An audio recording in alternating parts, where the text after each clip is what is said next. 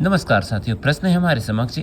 एक त्रिभुज की भुजाओं का अनुपात 12, 17 और 25 है। उसकी परिमाप 540 सेंटीमीटर है। इस त्रिभुज का क्षेत्रफल निकालना है। दिया क्या है? हमें भुजाओं का अनुपात दिया गया है और परिमाप दिया है। इसके आधार पर हमें त्रिभुज का क्षेत्रफल निकालना है। तो चलिए हल कर लेते हैं। हल। माना कि त्रिभुज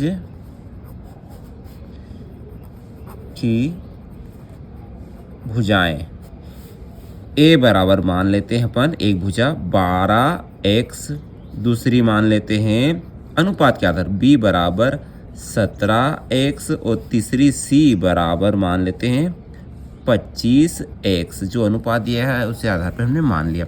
अब दिया क्या है? त्रिभुज का परिमाप। त्रिभुज का परिमाप कितना दिया है? 540 सेंटीमीटर। और त्रिभुज का परिमाप का मतलब क्या है? तीनों भुजाओं का योग। तीन भुजाएं क्या हैं हमने मान रखी है? 12x धन 17x धन 25x बराबर 540। अब इनको जोड़ लीजिए। 5, 7, 12, 12 और 2 14, 14 की 4 हासिल का 1, 1 और 1 2, 2, 2 4, 4 और 1 हासिल का 5 यानी 54। x बराबर 540। तो x बराबर क्या मिलेगा? 54 का पक्षांतर करेंगे तो 540 के बटे में चला जाएगा और 54 से भाग देंगे तो 54 एकम 54, 54 एकम 54, 54 शून्यम 0। तो x का मान आया 10। तो a बराबर क्या माना था? a बराबर माना था 12x। तो a बराबर 12x के स्थान पर रखा 10, तो आया आपका 120। b बराबर क्या माना था? 17x। तो b बराबर आया 17 और x के स्थान पर रखा आपने 10, तो आया आपका 170। और c बराबर माना था हमने 25x। तो c बराबर 25x के स्थान पे रखा 10, तो गुणा किया 25 में 10 का गुणा किया तो 250 आया। तीनों ही भुजा हमने ज्ञात कर ली है। अब हेरोन के सूत्र से हम त्रिभुज का क्षेत्रफल निकाल सकते हैं। हेरोन में s की आवश्यकता होगी। तो s बराबर क्या होता है? s बराबर तीनों भुजाओं का योग यानी a धन b धन c बटे 2। तीनों भुजाओं का योग हमें पता है, निकाला था हमने। क्या आएगा? a b c, इन तीनों का योग दिया था हमें 540। 540 बटे 2, 2 से भाग लगा दीजिए। 2 दूनी 4 आए 4 थे 5, तो यहाँ से 1 बचेगा तो 14 हो जाएंगे। 2 सत्ती 14 और 2 शून्य 0, तो क्या है? 270। अब सूत्र क्या है? हेरोन का सूत्र का सूत्र है त्रिभुज का क्षेत्रफल बराबर करनी के अंदर यानी वर्गमूल के अंदर s minus a into s minus b into s minus c। ठीक है, इसमें बस मान रख दीजिए। s क्या है? s है हमारा 270। 270 s माइनस a यानी 270 माइनस a का मान कितना है? 120।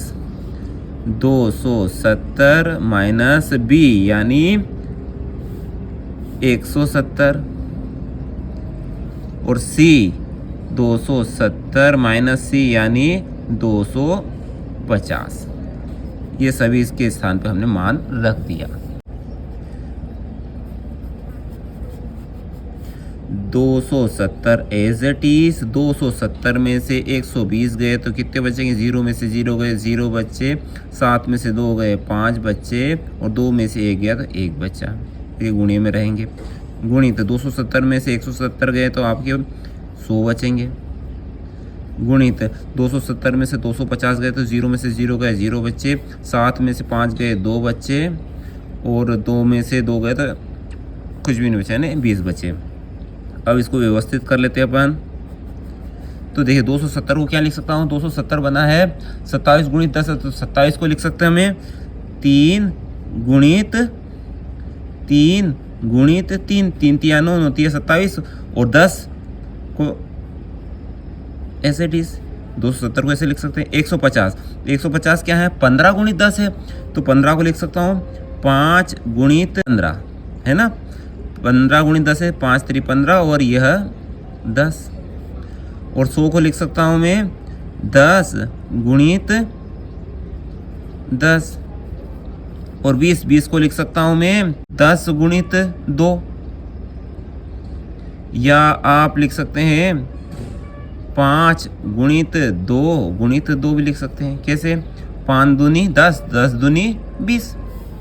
अब आप देखिए यह 3 पास पास में ही लिखा साहब, यह 3 और यह 3, यह 10 और यह 10, यह 10 और यह 10, यह 5 और यह 5, यह 2 और यह 2।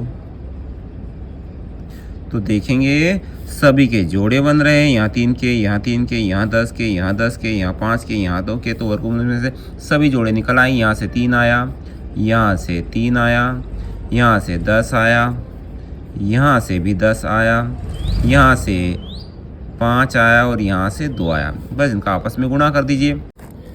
तो यहाँ से निकल के आएगा 3, यहाँ से 3, यहाँ से 10 का जोड़ा बना, यहाँ से 10 का जोड़ा, और यहाँ 5 का, और यहाँ 2 का। ठीक है, अब इनका आपस में गुणा, 3 का गुणा 3 में 3 तिया 9, 9 पंजे 45, और 45 दूना 90 हो जाएंगे, और 10 गुणित 10 हो जाएंगे आपके 100, और इनका आपस में गुणा किया तो 9 एकम 9, और पीछे ये 3 शून्य लगा दी, तो प्राप्त हुआ 9000 वर्ग सेंटीमीटर। यह है हमारे उक्त त्रिभुज का क्षेत्रफल। आशा करता हूँ उक्त प्रश्न आपको समझ में आया होगा।